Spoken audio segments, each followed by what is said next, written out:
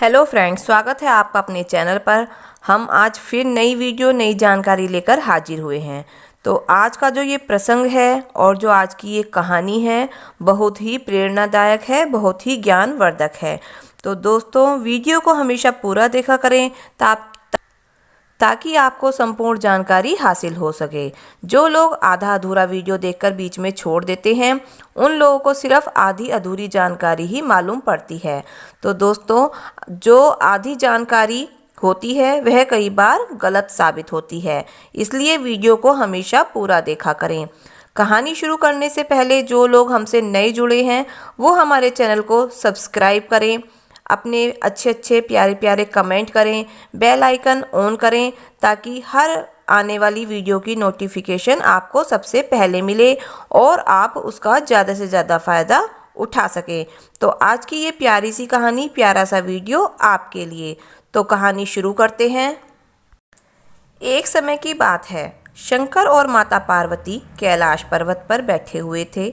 एक दिन दोनों में एक दूसरे की बात कहकर एक दूसरे में प्रश्न उत्तर की प्रसंग चल रहा था। तो एक दिन अचानक माता पार्वती भगवान शंकर से कहने लगी, हे स्वामी, आप तो स्वयं तीनों लोकों के स्वामी, नाथों के नाथ हैं, तीनों लोकों के रचने वाले हैं, तीनों लोकों के संहार करता हैं आप, और तीनों लोकों के आप पालन करता है। यह भी कहा जाता है कि ब्रह्मा, विष्णु, महेश तीनों एक ही समान है। तो हे प्रभु, आज मैं आपसे ये बात जानना चाहती हूँ कि इन संसार में जो पापी मनुष्य होते हैं, अत्याचारी होते हैं एवं दुराचारी होते हैं, और जो व्यक्ति दूसरे का भला नहीं करते हैं, वे लोग हमेशा सुखी क्यों रहते हैं, क्यों धनवान होते हैं? हे प्रभु, मैं इसके बारे में आपसे जानना चाहती हूँ। ऐसा क्यों है? जब भगवान शंकर ने माता पार्वती के यह प्रश्न सुने तो प्रभु बोले, हे देवी, ये संसार अथाह का सागर है, लेकिन फिर भी इस बात को मैं साक्षात उत्तर देकर मैं आपको इसे समझाता हूँ। फिर भगवान शंकर माता पार्वती को साथ में लेकर भ्रमण करने के लिए चल देते हैं। देवी, आपके इन प्रश्नों का उत्तर हम चलते चलते इस यात्रा में ही दे देंगे। तो दोस्तों, इस भगवान शंकर और माता पार्वती ने अपना वेश बदल लिया। एक बहुत ही गरीब ब्राह्मण और ब्राह्मणी का वेश धारण किया और दोनों मृत्युलोक में भ्रमण करने के लिए आगे बढ़ गए। दोस्तों, चलते चलते रास्ते में एक मार्ग में एक कटा हुआ वृक्ष मिला। वह वृक्ष कटा हुआ था। वृक्ष पृथ्वी पर कुछ थोड़ा ऊपर को निकला हुआ था और थोड़ा शाम का समय हो गया था, और इधर भगवान शंकर को अपनी यात्रा में वो कटा हुआ पेड़ नजर नहीं आया और भगवान का पैर जाकर के उस कटे हुए वृक्ष से टकरा गया। तो भगवान शिव का जैसे ही पैर उस कटे हुए वृक्ष में लगा तो भगवान शिव आगे को जमीन पर गिर पड़े। जैसे ही मेरे प्रभु जमीन पर गिर पड़े वैसे ही रक्त की धार बह पड़ी और माता पार्वती देखते ही भगवान शिव के लिए घबरा गईं, असमंजस में पड़ गईं।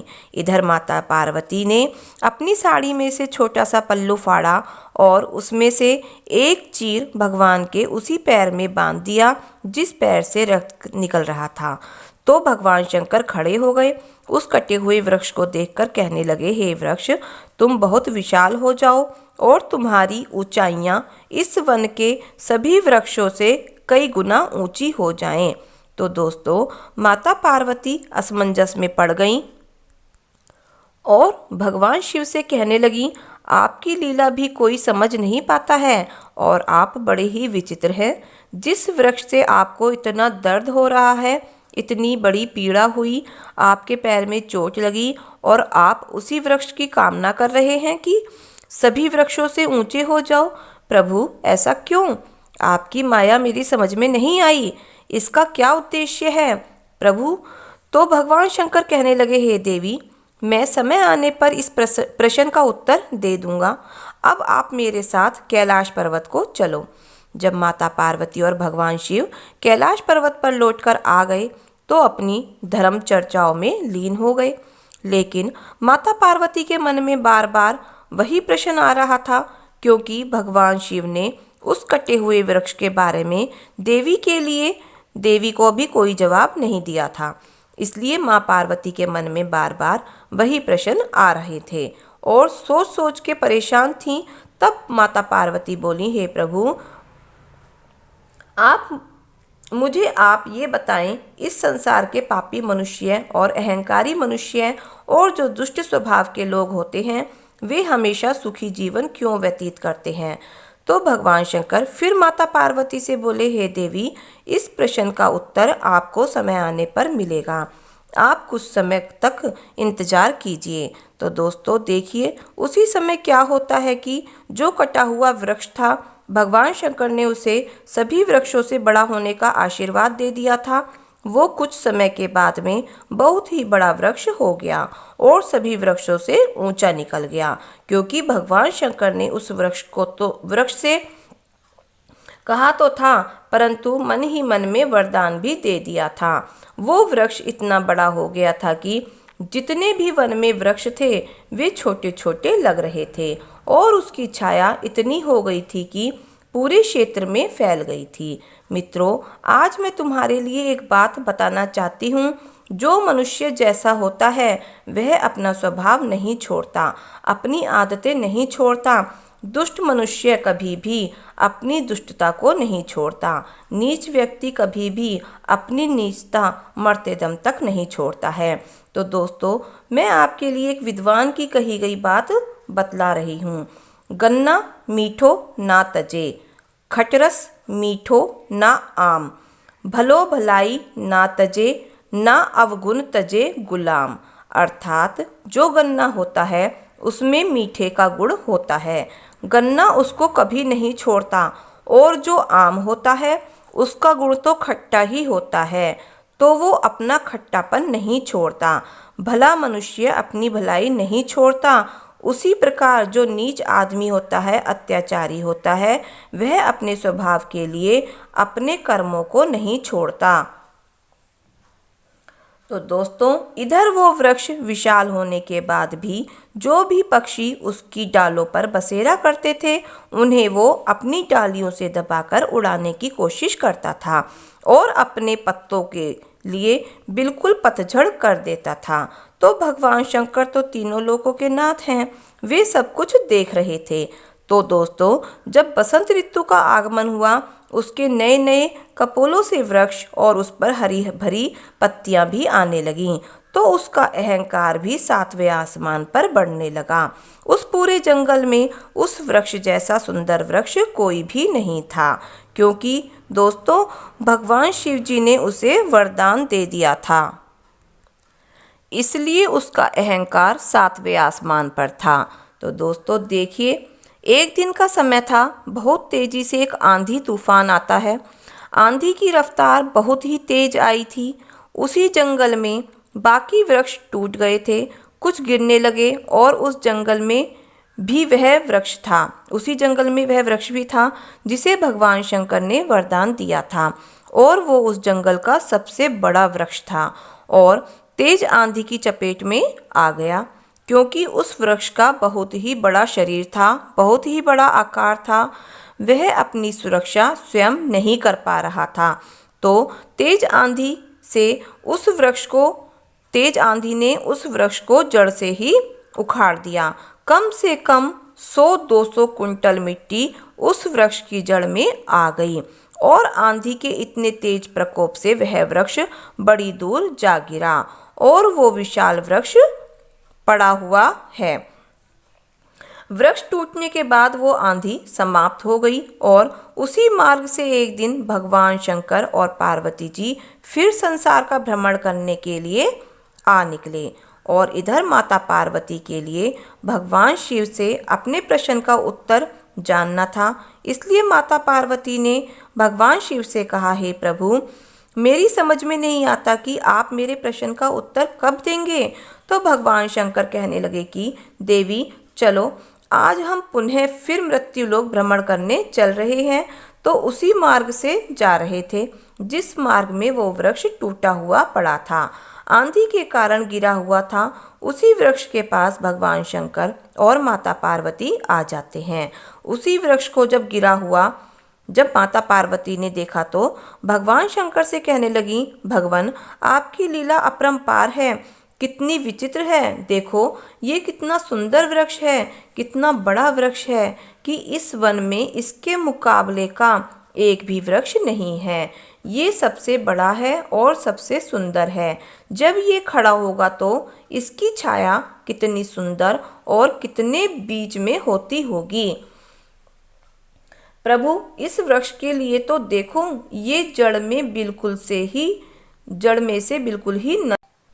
इसका क्या कारण है प्रभु, आपने इसकी आयु कम क्यों दी। तो भगवान शंकर माता पार्वती से कहने लगे, हे देवी तुम बहुत ही भोली हो।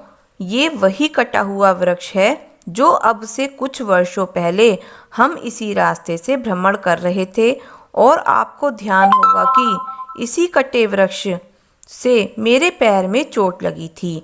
मैं जमीन पर गिर गया था और मेरे पैर से बहुत सा रक्त बह गया था। यह वही कटा हुआ वृक्ष है। लेकिन देवी मैंने उस समय इसे क्या वरदान दिया था, आपको भली भांति ध्यान तो होगा। मैंने तो इसे यही कहा था कि हे वृक्ष आप विशाल हो जाओ, बहुत बड़े हो जाओ। और हे देवी यदि उस समय मैं इस कटे हुए वृक्ष को उखाड़ देता तो मुझे ना जाने कितनी मेहनत करनी पड़ती, और जब मैं इसे जड़ से उखाड़ सकता था, इसे जड़ से उखाड़ने के लिए मुझे अधिक मेहनत करनी पड़ती, तभी वो उखड़ सकता था।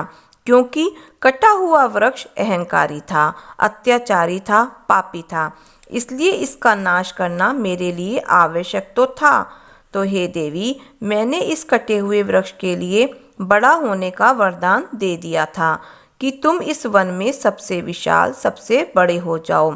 तो हे देवी ये वृक्ष विशाल तो हो गया और वही ठूठ है, वही कटा हुआ वृक्ष है और इस जंगल के सारे वृक्षों से बड़ा हो गया।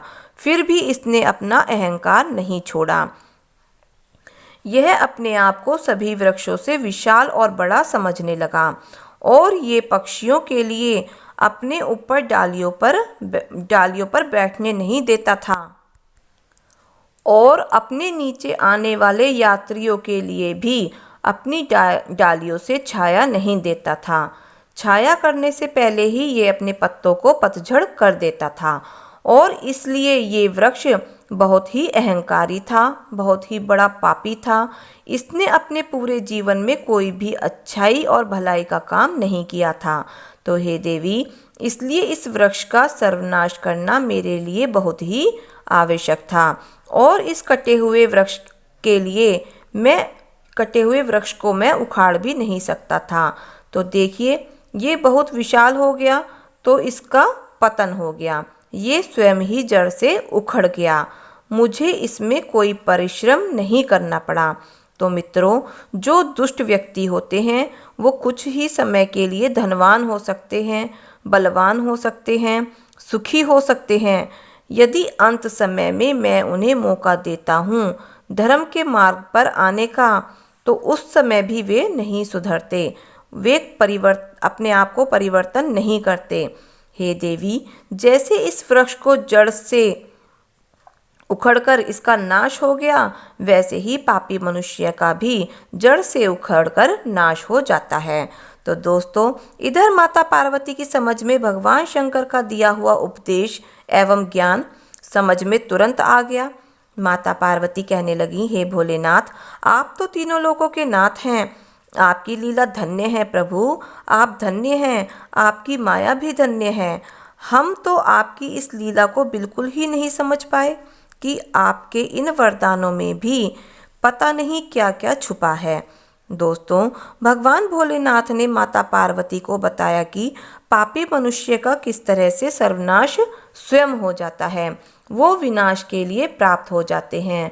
तो जैसे आपने रावण का भी नाम सुना होगा, रावण कितना बड़ा योद्धा था, कितना विद्वान था, तीनों लोकों का विजेता हो गया था। उसने अपने ज्ञान के बल से तीनों लोकों को जीत लिया था। वही रावण जब मृत्यु को स्वयं प्राप्त हुआ तो उस रावण के कुल में मंदोदरी को छोड़कर कोई रोने वाला भी नहीं था, कहते हैं मित्रों, 1 लाख पुत्र 1,15,00,000 नाती, उस रावण के दियो न बाती। अर्थात उसके पुत्र, सेना और अनेक सेनापतियों की संख्या असंख्य थी। बड़ा ही वैभवशाली नगर था। वो रावण भी जिस समय मरा तो पूरा कुल उसका नष्ट हो गया था। ऐसे ही इस संसार के जो भी मनुष्य हैं, जो अहंकारी हैं, अपने अहंकार के सामने दूसरे व्यक्ति को तुच्छ समझते हैं, उसे भली भांति नुकसान पहुंचाते हैं और मन दुखाते हैं या कोई हानि पहुंचाते हैं, या जो अत्याचार करते हैं, दुराचार करते हैं और पाप करने से नहीं डरते हैं, वो आतताई मनुष्यों की श्रेणी में आते हैं। वो कुछ समय के लिए सुखी तो अवश्य रह सकते हैं, परंतु ये बात भगवान शंकर माता पार्वती से स्वयं कह रहे हैं कि हे देवी, ऐसे मनुष्य कुछ समय के लिए सुखी तो अवश्य रह सकते हैं, परंतु पूरी उम्र तक नहीं रह सकते। उनका अंत तो निश्चित ही तय है। जैसे उस वृक्ष का अंत तय था, इसलिए उस वृक्ष का सर्वनाश हो गया और उसका जड़ सहित नाश हो गया। दोस्तों, आज की यह जानकारी आपको कैसी लगी? आशा है आप इससे बहुत कुछ सीखेंगे, बहुत कुछ प्रेरणाएं मिलेंगी। तो मिलते हैं नई वीडियो, नई जानकारी के साथ। धन्यवाद।